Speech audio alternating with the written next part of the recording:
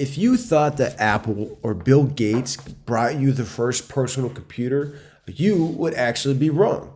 It was this man right here that brought you something called the Kenbak 1. This 256-byte behemoth is a little something made by nerds for nerds. So the Kenbak 1 is often considered the first personal computer. It was designed, built, and marketed by John V. Blackenbaker in 1971. This was well before microprocessors were available. Now, even though it wasn't commercially successful, it still had a lasting impact and taught a lot of computer science students, right? It helped those aspiring nerds grow into their complete nerddom. So let's talk the original build. If you were to recreate the Kenbak 1 to be completely true to the original, here is what you would need. You would need 45 7400 quad 2 input NANDs, two 7403 quad 2 input NAND open collectors, three 7404 hex inverters, one 7408 quad 2 input and 15 7410 333 input NANDs, I'm just going to go ahead and leave a link to the original parts list in the description. And as I describe the rest of this section of the video, I'll go ahead and keep listing off the parts. The point is at the time microprocessors were not yet invented. So the Kenbak 1 was designed with small scale integration logic chips.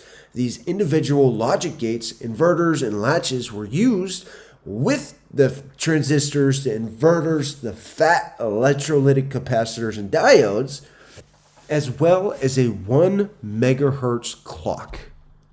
That's right, 1 megahertz. They were paying $750, the same price as a PlayStation 5 in today's age. They're paying $750 for 1 megahertz to execute 480 instructions per second. Now, I just want to take this moment to applaud Mr. Blankenbaker, because I don't even have the attention span to finish an episode of Pokemon on my phone that uses about 200 megahertz per cycle. And this man took the time to put hundreds of components together. It's something that doesn't use a keyboard, doesn't use a screen, it doesn't use any modern part that we're absolutely comfortable and used to using. So with that, let's take a moment to review how this thing works. So on the screen, I have the front panel of my replica that I used hackerbox's 101 archives to build. Starting from the far right, we have the start and stop button. These buttons are self-explanatory as they stop the program and start a program. Moving to the next two buttons, we have the memory read and memory store. These buttons are also straightforward in their function, as the memory read allows you to read an 8-bit value in a given memory position, and the memory store allows you to store that 8-bit value given a memory position. On to the next two. We have the address display and address set buttons. So in case you're programming something on this bad boy and you forget where you are, you just hit the memory display button and it will give you in octal the value of the memory which you're at. And that's something we'll talk about later, why we're using octals instead of hexadecimal or binary. Now the address set button lets you jump to a given address within your 256 bytes. Moving one more to the left, we have the clear button, which just lets you clear the values that you put in your 8 bits of input to the left. Now let's talk about your 8 bits of input. So if you notice just under the LEDs, you'll see 3 columns that are labeled 1, 2, 4 and 1, 2. You may recognize the 1, 2, 4 as powers of 2, 1 being 2 to the power 0, 2 being 2 to the power 1, and 4 being 2 squared. So this is given to you in base 8. Now you may ask, why not base 16? Why not use hexadecimal like every other computer science nerd and hacker on YouTube? Well, let me ask you this. Where's the A? Where's the F? Where's the D? Where are any of these keys on this front panel? That is why we're using base 8. Now have no fear, the power of base 8 is actually very powerful. Let's talk about how you're going to learn machine code. So actually I'll take one step back and address assembly. Now what is assembly? Now I'm just going to give a super loose definition here, so all you hardcore assembly programming hacking nerds do not get mad at me when I butcher your own definition of what it is. All assembly really is a series of opcodes that we're using to change and manipulate values in different addresses in the address space of your machine. But the problem with assembly is you still have to use keys like J and M and P to do the jump. Or if you're super saucy, you can just go directly to hexadecimal codes to identify your opcodes in the memory space that you're trying to manipulate. However, that is still an abstraction of what's going on at the machine level. So dear viewer, today is your lucky day because you get to see what's below that abstraction and go directly to the bare metal. You're gonna watch me click buttons and do some bit math to get this device to do what I want. But first, let's get into the instruction set of the Kenbak 1. Without going into too much detail about all the different instructions, I'll just go over the highlights, right? I'm gonna go over the basic instruction set and illustrate the power of base 8 programming.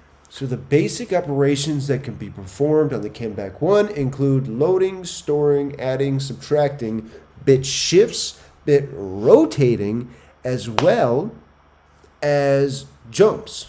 So a big part of these jumps are the control branch conditions, and the testable conditions include non-zero, zero, less than zero, positive, and positive non-zero. So yes, this instruction set can deal with negative numbers. It's actually a 2's complementary machine, but I'm not going to get too deep into that because I'm not here to teach you about computer science. I'm here to rant and rave about the Kenbak 1. So overall, the instructions can be split into two categories, 1 byte or 2 byte instructions.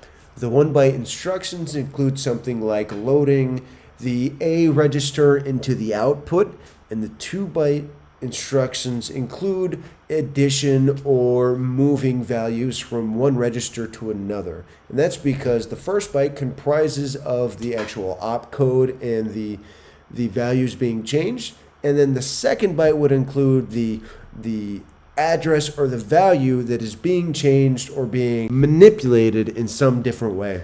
So really quick, I want to talk to you about the power of base 8. We're going to look at the skip on 1 and skip on 0 instruction of the Kenbak 1.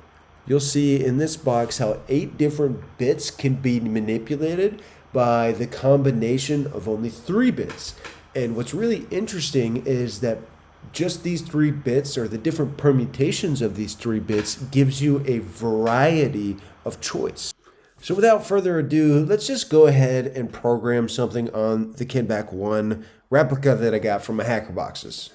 I was going to go into the details of the new build here, but you know what? I'll just leave a link in the description to the hackerbox and the Instructables that contains a description of all the parts and how you put them together and all that stuff, and the code in the Arduino under it. That way you can get a good idea of how the replica works, and I don't have to go into that because that's just going to take up too much time and I'm lazy, okay? So let's get to it. I'm going to go ahead and plug this bad boy in. I put the code up on the screen. So here's the deal. I want these lights to do a nice little Knight Rider kit effect where they just strobe in and then out. So that's going to be pretty cool. The main buttons I'm going to be using is the memory store and the clear. When I'm not typing in the value, typing in each bit of what I want it to be. So really quick, let's go over the information on the left, right? I have the memory place, the octal code, and then the action or opcode of that octal. So the first 4 registers on this device are A, B, X, and PC. A, it's an arithmetic register B is the second one. X is a special arithmetic register. It's used more for indirect addressing, but I'm using it as another arithmetic register in this program. And then we have the program counter. So everything after the program counter, which equals 4, is the actual the business logic behind this nice little program. I'll be essentially having the swapping values and then doing basic math, so that way I can ensure that my values don't affect each other. They don't run into each other and cause any weirdness. Now, I'm getting towards the end of typing this out. Actually, I'm at the end now. And you may notice that at first it was a nice, just long stream of lines. What I had to do was change the real-time clock on the Kenbak one, so that way I could slow the program execution down. You may notice I hit stop and I hit another button. I'm just speeding up the real-time clock, so that way the buttons or the lights just go a little faster. And now I'm going to stop it and I'm going to set it to an even faster setting. And it's a good thing I'm not epileptic, because I'd be convulsing on the floor right now. Well, that's it. I hope you enjoyed the video. I hope you found some sense of entertainment in it and maybe even learned something. My goal wasn't to teach you. My goal was just entertainment and just really show off what I'm doing with this silly little thing. So if you want to see more videos like this, go ahead, like, comment, subscribe. I'm going to get all the description up soon. It's like 2 o'clock in the morning, my time right now. So give me some time. And yeah, I hope you enjoyed it. Enjoy your day, night, morning, whatever time it is. I hope you're having a good one of it.